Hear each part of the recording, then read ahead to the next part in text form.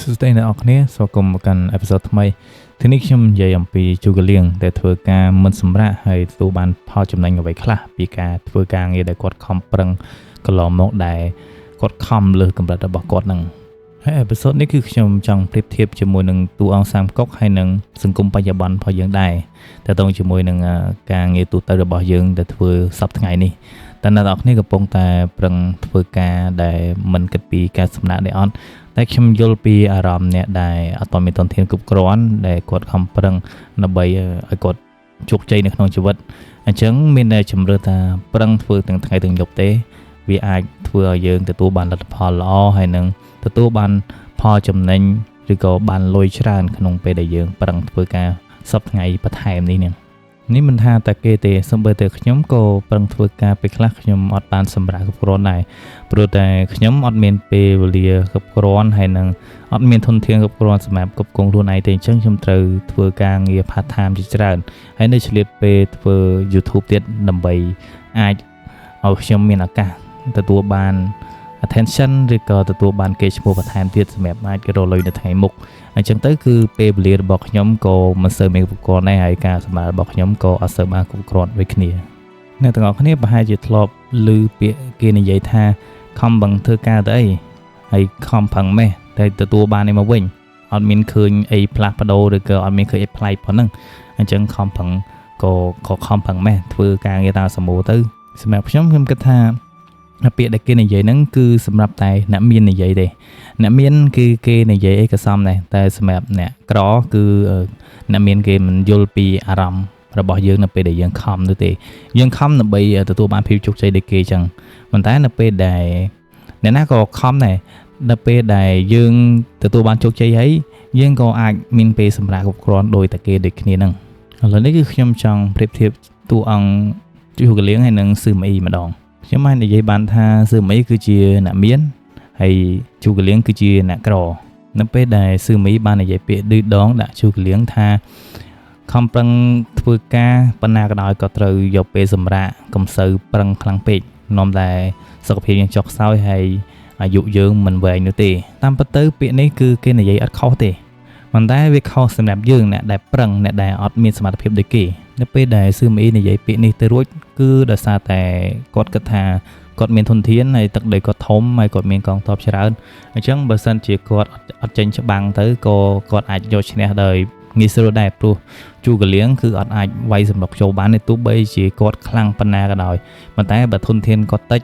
គាត់មកវាយគេអ្នកធំអញ្ចឹងគឺគាត់មិនអាចទៅរួចទេអញ្ចឹងស៊ឺមីគ្រាន់តែឈរឬក៏អង្គុយមើលស្ថានភាពក្តៅស្ថានភាពបានជាប់ហើយបរិងកងទ័ពរបស់គាត់បានជោគជ័យអាហ្នឹងគឺជាយុទ្ធសាស្ត្រឈ្នះរបស់គាត់ហើយគឺគាត់មិនចាំបាច់ច្បាំងគឺគាត់ឈ្នះឯងនៅពេលដែលបុគ្គលដែលមានធនធានណា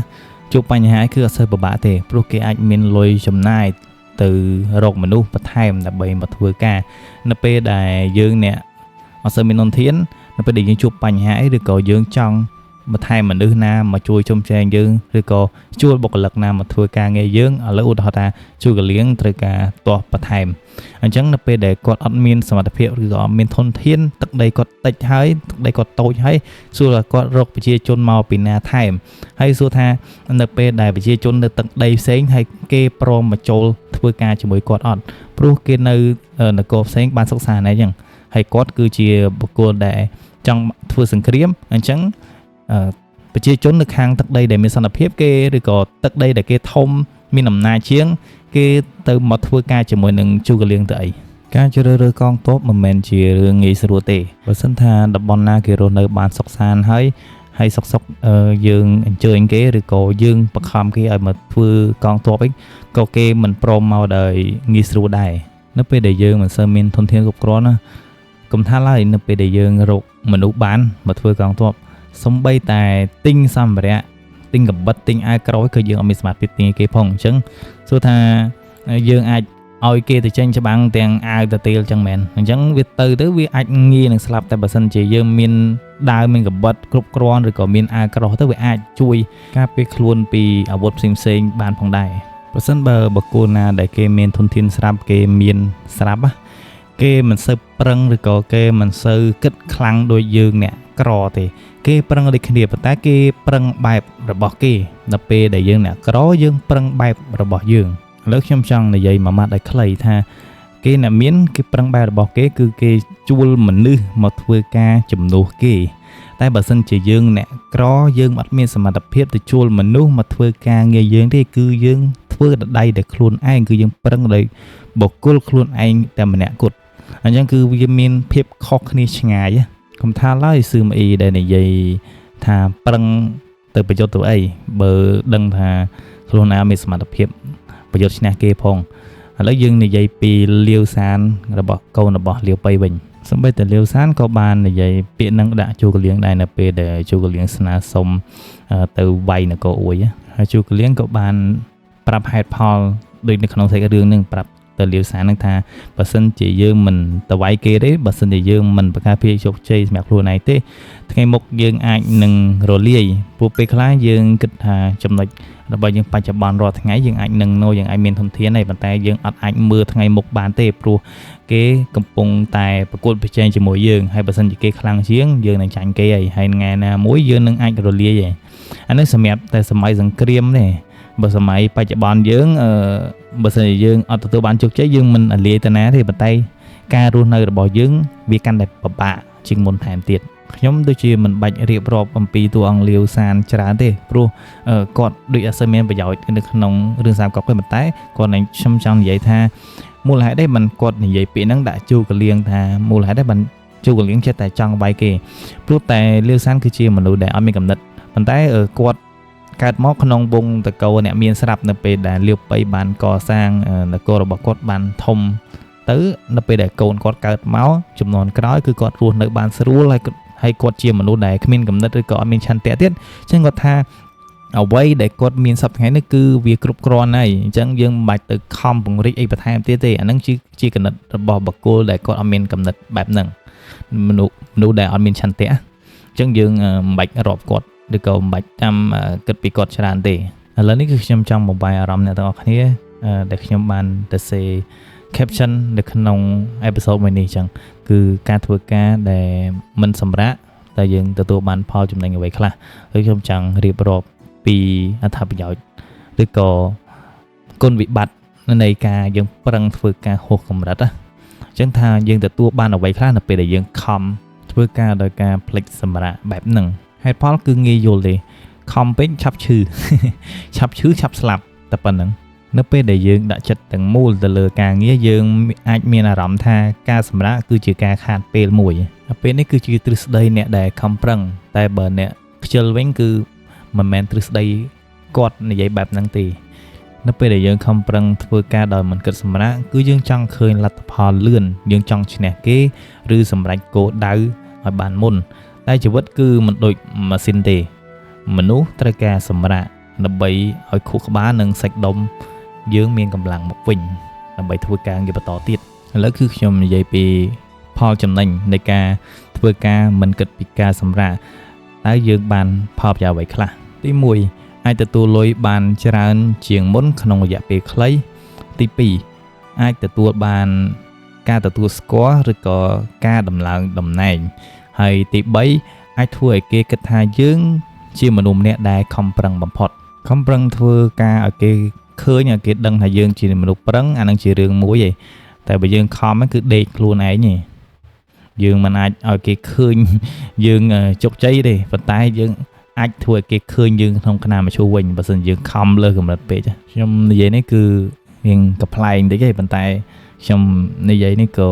ជាការលេងសើចដែរក៏ចង់បបាយអារម្មណ៍អ្នកនរគ្នាកុំឲ្យតានតឹងពេកសូម្បីតែខ្ញុំរាល់ថ្ងៃក៏ខ្ញុំប្រឹងដែរព្រោះខ្ញុំមិនមែនជាមនុស្សដែលជោគជ័យទេអញ្ចឹងគឺខ្ញុំប្រឹងដូចអ្នកទាំងអស់គ្នាអញ្ចឹងប៉ុន្តែខ្ញុំរៀនសូត្របានច្រើនទៅក៏ខ្ញុំគិតថានៅពេលដែលខ្ញុំប្រឹងខ្លាំងពេកទៅក៏ខ្ញុំគួរតែចំណាយពេលវេលាឲ្យសម្រាប់គ្រាន់ហើយអាចចំណាយពេលវេលាឲ្យខ្ញុំគិតអ្វីដែលខ្ញុំគួរធ្វើបន្តទៀតដែរកុំឲ្យដាក់សម្ពាធលើខ្លួនឯងខ្លាំងពេកអញ្ចឹងវាធ្វើបាបខ្លួនឯងវិញទេព្រោះខ្ញុំខ្ញុំធ្វើបាបខ្លួនឯងច្រើនមកហើយអញ្ចឹងខ្ញុំមិនចង់ធ្វើបាបខ្លួនឯងបន្តទៀតទេដើម្បីខ្ញុំមានអាយុវែងឬក៏ខ្ញុំមានសុខភាពល្អដើម្បីបន្តការងារខ្ញុំទៅមុខទៀតគឺខ្ញុំចង់រស់នៅបានយូរហើយខ្ញុំចង់រក្សា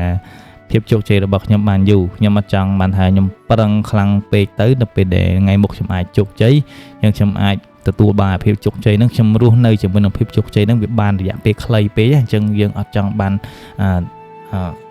លទ្ធផលបែបហ្នឹងអញ្ចឹងគឺយើងចង់ទទួលបានភាពជោគជ័យយើងរស់នៅជាមួយនឹងភាពជោគជ័យឲ្យបានយូរនៅពេលដែលយើងមិនសម្រាកយើងកំពុងបាត់បង់អារម្មណ៍ឬក៏សុខភាពល្អបាត់បង់ពេលវេលាជាមួយគ្រួសារបាត់បង់សុខភាពផ្លូវចិត្តហើយបន្តមកការងារដែលយើងធ្លាប់ស្រឡាញ់អាចខ្លាចជាផ្ទុយទៅវិញយើងចាប់ផ្ដើមធុញចាប់ផ្ដើមអស់កម្លាំងនិងអស់ចិត្តនៅពេលដែលយើងប្រឹងខ្លាំងពេកទៅពេលខ្លះយើងក៏ធុញដែរហើយអាការដែលយើងធ្វើការងារដែលយើងស្រឡាញ់ពេលខ្លះវាពិបាកខ្លាំងពេកយើងប្រឹងខ្លាំងពេកអញ្ចឹងពេលខ្លះយើងធុញដែរអញ្ចឹងយើងអាចបោះបង់វាពាក់កណ្ដាលទីក៏ថាបានដែរមនុស្សមិនអាចប្រើពេលទាំងមូលសម្រាប់ការងារបានទេការសម្រាកជាការខ្ជះខ្ជាយពេលវេលាតែជាការជួយឲ្យយើងមានថាមពលសម្រាប់បន្តប្រយុទ្ធបន្ថែមទៀតដោយម៉ាស៊ីនក៏ត្រូវបដូរប្រេងម៉ាស៊ីនដែរហើយដោយ smartphone ក៏ត្រូវតែសាកថ្មដូចគ្នាមនុស្សក៏ដូចគ្នាត្រូវការសាកថ្មអារម្មណ៍និងថាមពលផងដែរដូច្នេះបើអ្នកកំពុងតែខំធ្វើការងារដោយមិនសម្រាកសូមគិតម្ដងទៀតបើអ្នកចង់ឈ្នះយូរត្រូវដឹងសម្រាកត្រូវដឹងថែខ្លួនការខំធ្វើការមិនសម្រាកប្រហែលជាធ្វើឲ្យអ្នកឈ្នះបន្តិចក្នុងមួយថ្ងៃប៉ុន្តែការសម្រាកឲ្យបានត្រឹមត្រូវវាអាចធ្វើឲ្យអ្នកឈ្នះបានយូរអង្វែង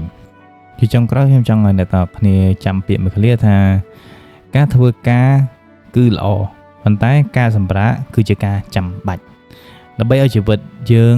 ធ្វើការបានយូរមានសុភមង្គលនិងមានអត្ថន័យជាងមុន